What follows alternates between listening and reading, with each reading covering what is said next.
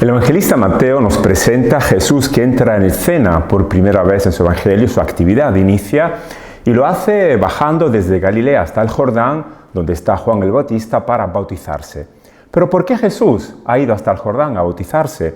Es el primer gesto que él cumple. Es muy importante entenderlo porque todos los evangelistas coinciden en esta acción de Jesús de bautizarse en el Jordán, por lo cual es fundamental comprenderlo para entender su misión también como Mesías.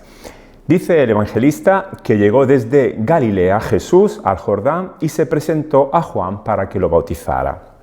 Juan intentaba disuadirlo diciéndole: soy yo quien necesita que tú me bautices y tú acudes a mí.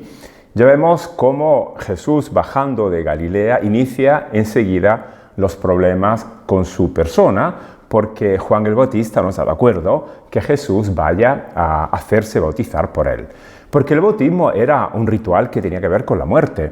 Esto es lo que ha propuesto Juan en el desierto, con una llamada a un bautismo de conversión para el perdón de los pecados. El bautismo era sumergirse en las aguas, que eran símbolo de muerte. Saliendo de las aguas, la persona nueva que había roto con su pasado de injusticia podía iniciar una etapa nueva. Se habían perdonado sus pecados. Pero claro, en Jesús no hay ningún pecado que perdonar, no hay ningún pasado de injusticia que tiene que romper. Y sobre todo, cómo asociar la figura del Mesías. Juan lo ha indicado como el más fuerte, el que viene para realizar esa liberación del pueblo, actuar esa promesa de Dios. ¿Cómo asociar la figura del Mesías a la muerte? Esto es imposible para la mentalidad judía del tiempo. Y por eso Juan ha intentado disuadirlo. Empiezan los problemas con Jesús. Jesús da la respuesta del porqué de su bautismo y dice así: déjame ya, que así es como nos toca a nosotros cumplir todo lo que Dios quiera. O sea que se trata de ser fieles a la voluntad de Dios. Para Jesús, el bautismo significa aceptar hasta el fondo esa misión que el Padre le ha encomendado. Ser fiel a ese proyecto, incluso hasta dar la vida si será necesario. Por lo cual el bautismo para Jesús no es una muerte al pasado, como proponía el Bautista para la gente que venía para la conversión, sino que significa aceptar la muerte en el futuro, si esta muerte se presentará como obstáculo que quiera desviarlo de su camino. Jesús está dispuesto a dar la vida por tal de que el proyecto del Padre se realice. Y entonces este es el motivo de su bautismo y esta es la fidelidad, hacer justicia, cumplir todo lo que Dios quiera. Entonces Juan lo dejó. Es interesante esta expresión que la volveremos a encontrar en el episodio de las tentaciones, cuando el diablo, después de haber tentado a Jesús 3 veces, al final fracasado lo deja, igual que ahora, en este caso, lo ha dejado el Bautista. Es decir, Mateo nos está explicando cómo toda la vida de Jesús será expuesta a estas tentaciones para que Él desvíe de su camino, para que Él no se presente como un Mesías que viene a dar la vida, que está dispuesto incluso a morir, por tal de que el proyecto del Padre se realice. Porque esta imagen rompe con las categorías del pasado de un Mesías de fuerza, potente, que venía para resolver los problemas, para castigar a los adversarios, a los pecadores, para restablecer desde lo alto una justicia divina. Jesús, dice el evangelista, una vez bautizado, salió enseguida del agua. Es importante esta anotación que nos da Mateo, porque el agua, que es símbolo de muerte, que será la muerte que Jesús tendrá que afrontar en su vida, esa muerte no va para nada a afectarle a su existencia. Jesús sale enseguida del agua, es decir, la muerte no va de ninguna manera a incidir en su existencia. La muerte no va a ser que un paso hacia esa plenitud de vida que significa la fidelidad máxima al proyecto del Padre.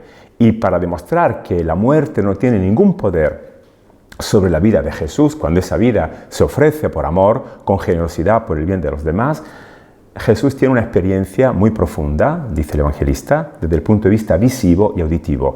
De pronto quedó abierto el cielo y vio al Espíritu de Dios bajar como paloma y posarse sobre él. Y una voz del cielo dijo: este es mi Hijo, el amado, en quien he puesto mi favor.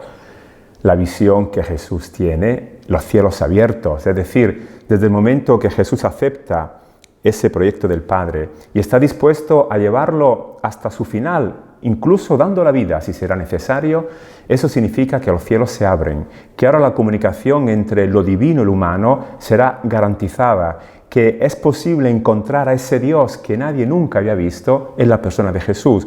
Por eso añade el evangelista que el Espíritu Creador, como una colomba, se ha posado sobre él.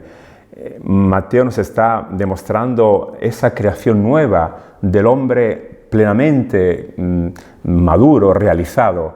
El espíritu como una paloma. La paloma era el animal que más se encariñaba con su nido. La paloma, que representa el espíritu, esa fuerza, esa fuente del amor creador del Padre, encuentra en Jesús el lugar donde residir, donde manifestarse. Y es la misma paloma que recuerda en los textos judíos esa creación de los inicios cuando el Espíritu volaba sobre las aguas como una paloma. Ahora la creación en Jesús ha encontrado su plenitud. Por eso se escucha también una voz, que es la voz del cielo, que es la voz del Padre. Mientras que Juan el Bautista se había presentado como una voz que clama en el desierto, ahora es la voz desde el cielo que reconoce a Jesús como la expresión máxima de ese amor del Padre, diciendo: este es mi Hijo.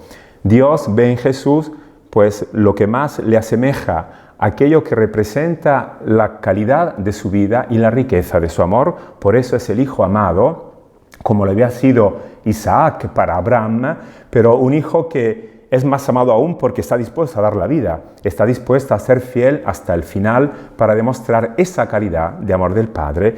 Y es en este Hijo que asemeja de manera total al Padre, en el que Dios se complace. Es importante reconocer esta voz de Dios, un Dios que se complace viendo su obra creadora finalmente realizada. No es el Dios de la religión, celoso o amenazador o sospechoso, sino es el Dios que se complace viendo cómo el ser humano, en este caso en la persona de Jesús, puede alcanzar esa plenitud.